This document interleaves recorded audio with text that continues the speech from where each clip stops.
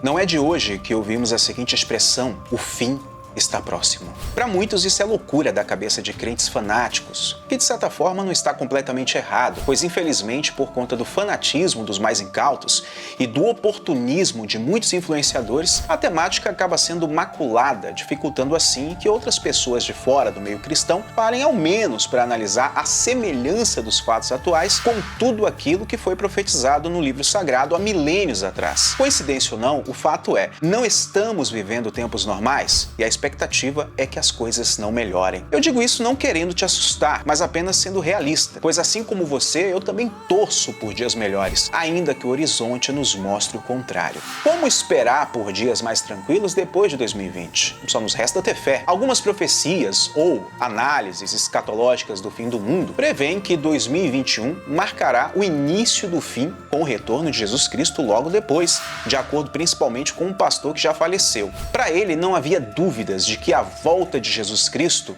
aconteceria no ano de 2028 e que antes disso o mundo passaria por coisas terríveis e assustadoras, a começar por 2021. Será que ele estava certo? O que podemos esperar de 2021?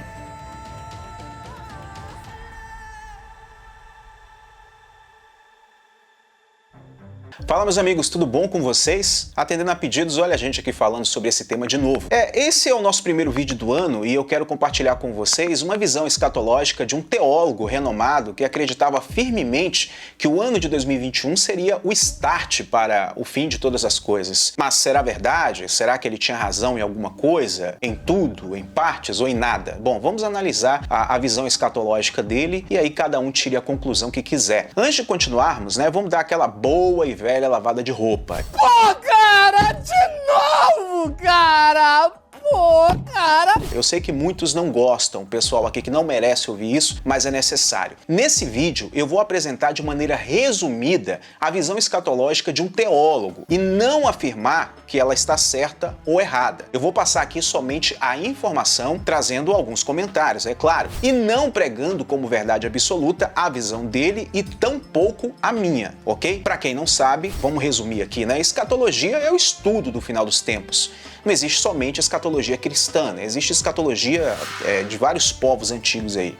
Enfim, assim sendo, como estamos falando de coisas futuras e de um livro complexo, cheio de simbologias, traduções e mistérios históricos como a Bíblia, ficamos somente no campo das especulações, teorias e interpretações em muitos pontos. É claro que existem coisas literais também. Dessa forma, em escatologia bíblica, pouco se afirma, muito se teoriza e tudo, exatamente tudo, se questiona. Esse é o fundamento básico para quem deseja estudar esse assunto sem fanatismos. Se você não possui o perfil de uma pessoa equilibrada e acredita em qualquer coisa dita por gente de péssimo caráter aqui na internet, que se apresentam como os portadores da verdade, eu já digo de antemão que este vídeo e principalmente esse canal não é para você. Nesse canal aqui eu não apresento certezas do que eu não posso afirmar ou provar, ainda que eu acredite muito no que eu estou falando. Aqui eu sempre trago dúvidas e questionamentos, pois acredito que a gente cresce muito mais com a interrogação do que com afirmações infundadas, Eu costumo dizer que eu tenho muita fé na cozinha e uma despensa repleta de incertezas. Mas para quem procura uma espécie de guru conspiracionista aqui na internet, eu repito, se você quer ouvir alguém posando aqui de portador da verdade, esse vídeo não é para você. Meu conselho é que você já deixe o seu dislike, seu comentário ofensivo e vá procurar esse tipo de postura mau caráter em outros canais com este perfil. Agora que a gente já passou o preto no branco, vamos à análise. Veja bem, as profecias apocalípticas existem há milênios. Incontáveis previsões foram feitas por diversos povos antigos, videntes, espiritualistas, etc. No entanto, não se concretizaram. Algumas coisas podem aparentar ter concretizado ou não, como nós tratamos, mas enfim, a grande maioria não concretizou. Porém, as profecias do livro judaico-cristão, a Bíblia, parece que começaram a sair das páginas de um livro tão antigo para se tornar uma realidade assustadora. Seria uma mera coincidência? Bom, o livro foi escrito de propósito para marcar uma agenda. Tem gente que pensa isso, sabia? Ou ele realmente é verdadeiro e fiel? Bom, para quem me acompanha, claro que já sabe a minha opinião. eu acredito firmemente na Bíblia. E enquanto muitos se recusam a acreditar nas profecias que nela estão escritas, né, mesmo que a realidade esteja colocando eles contra a parede, eu gostaria de citar a vocês aqui a interpretação escatológica de um teólogo que infelizmente ou felizmente já faleceu, porque ele pode estar agora nos braços de Deus, né, o Dr. Kenton Bershore, que é ex-presidente da Sociedade Bíblica Mundial. Antes de morrer, ele deixou um texto assustador sobre o ano de 2021 e os anos posteriores também, viu? Ao falecer no ano de 2016, o Dr. Bershore disse que o retorno de Jesus Cristo à Terra era iminente, chegando a dizer que o Filho de Deus retornaria à Terra no ano de 2028. Bom, antes da gente continuar aqui, a gente precisa fazer dois parênteses importantes. O primeiro é que, para muita gente, haverá um arrebatamento secreto e depois disso, a segunda vinda de Jesus, o que particularmente eu discordo, pois a Bíblia nos dá muito mais evidências claras de que o arrebatamento e a segunda vinda não são eventos distintos, é um único evento. Mas isso vai ficar para um outro vídeo para a gente falar com mais detalhes. O segundo é que o teólogo sobre o qual estamos falando aqui, aparentemente era pré-tribulacionista, ou seja, acreditava que os cristãos seriam arrebatados antes da grande tribulação, e aí que depois de 7 anos, haveria aí o retorno de Jesus. Com base nisso, o autor acreditava que a segunda vinda ocorreria em algum momento de 2028. Levando em consideração o período de 7 anos da tribulação, o senhor Bershore previu que o arrebatamento secreto começaria exatamente agora, em 2021. Ou seja,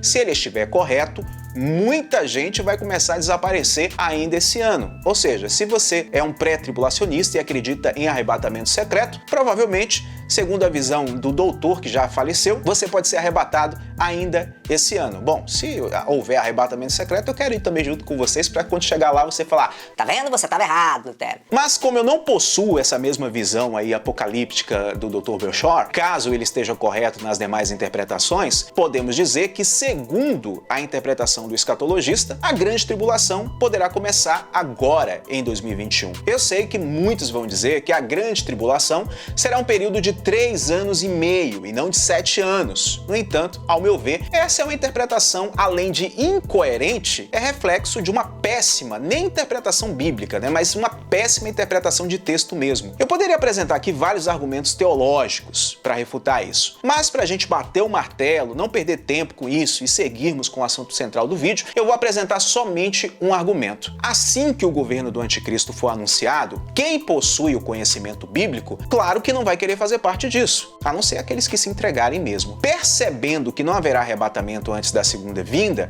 os crentes fiéis se recusarão a acatar essa nova ordem mundial. Os 7 anos finais serão terríveis para todos os cristãos que não aceitarem a marca da besta e que não se dobrarem ao governo do anticristo. Sendo assim, a perseguição para quem for fiel a Deus não começará nos últimos 3 anos e meio, mas durante todo o período do reinado do anticristo. Inclusive, muita gente vai se converter exatamente nesse período. Judeus, alguns islâmicos, alguns não, muitos islâmicos provavelmente vão se converter. E mesmo trabalhando com a ideia de arrebatamento secreto, a grande tribulação começa logo no início dos 7 anos da mesma forma, pois qualquer um que apresentar resistência ao anticristo na esperança da repescagem lá na segunda vinda, vai ser perseguido da mesma forma, meus queridos. Assim sendo, a primeira metade dos 7 anos será de falsa paz para todo mundo, mas não para aqueles que se recusarem ao governo da besta. Esses pontos que eu citei aí vão estar contidos no meu documentário que eu estou preparando chamado Os 7 Anos Finais, né? Aguarda aí, pessoal, que vai sair logo logo, eu espero estar lançando aí para vocês, ok? Veja bem, o teólogo disse que já havia sinais na Bíblia que provavam que o mundo estava chegando ao fim. Oh, novidade, né? Na verdade, desde quando Jesus Cristo veio à Terra, né, praticamente o anúncio do fim já estava sendo feito, né? Na verdade, há séculos atrás, os profetas já estavam falando sobre isso, né? Ele acreditava que as 2 guerras mundiais, com um século de diferença, né, e o nascimento do Estado de Israel, marcavam um ponto final. Um ano após a morte do Dr. Bershore, que o presidente americano Donald Trump, quer dizer, agora ex-presidente, né, anunciou que os Estados Unidos reconheceram Jerusalém, que é a cidade reivindicada tanto por Israel e quanto pela Palestina, né, como capital de Israel, transferindo rapidamente a embaixada dos Estados Unidos de Tel Aviv. Outras nações, como a Arábia Saudita e Marrocos, países árabes que compartilham a mesma religião da Palestina, embora eles tenham as suas interpretações diferentes, né, também avançaram no sentido de estreitar os laços com Israel. Muitos notaram que esse apoio, por meio de acordos políticos e diplomáticos, marca um novo capítulo para Israel. Agora veja que interessante. Ele escreveu um livro, se eu não me engano foi em 2009, né? Em seu livro chamado Quando o arrebatamento acontecerá, acho que é esse o nome do livro, Quando o arrebatamento acontecerá, vou colocar aí na tela para vocês verem, né? Ele escreveu o seguinte em um dos trechos, abre aspas, a parábola da figueira é uma profecia do renascimento da nação de Israel. Em sua análise escatológica, ele se apegou ao texto original em grego, lá em Mateus. Ele explica, né, em Mateus, no capítulo 24, no versículo 28, que a frase grega pantatauta, que é traduzida normalmente como todas as coisas, refere-se às dores de parto. Em sua interpretação, ele alega que Jesus estava dizendo com bastante efeito que quando vier as dores de parto, que na visão dele na visão do escatologista eu estou falando, foram a Primeira e a Segunda Guerra Mundial, junto com fomes, pestes e terremotos, você saberá que o retorno do Messias está próximo. Bom, mas você não precisa ser um escatologista renomado para saber que tanto a Primeira quanto a Segunda Guerra Mundial e outros acontecimentos são referências de Mateus 24. Ele também enfatiza que a palavra grega genea, né, que é traduzida normalmente como geração, mas ele observa que a palavra literalmente significa nascido ou nascimento, essa questão do genea. Dessa forma, ele acredita que Jesus disse que este nascimento se referia à nação de Israel como um estado propriamente dito. Esse talvez seja o motivo que leva muitos escatologistas a chamarem Israel de o relógio de Deus. O Dr. Belshore acrescentou também que existem 7 sinais principais que já foram cumpridos, 5 sinais importantes que estão atualmente se cumprindo e mais 15 sinais que ainda se cumprirão. Nos textos, o pastor também previu uma guerra com Israel no centro, né, se opondo às nações maiores, como o Irã e a Rússia. Agora vejam que interessante.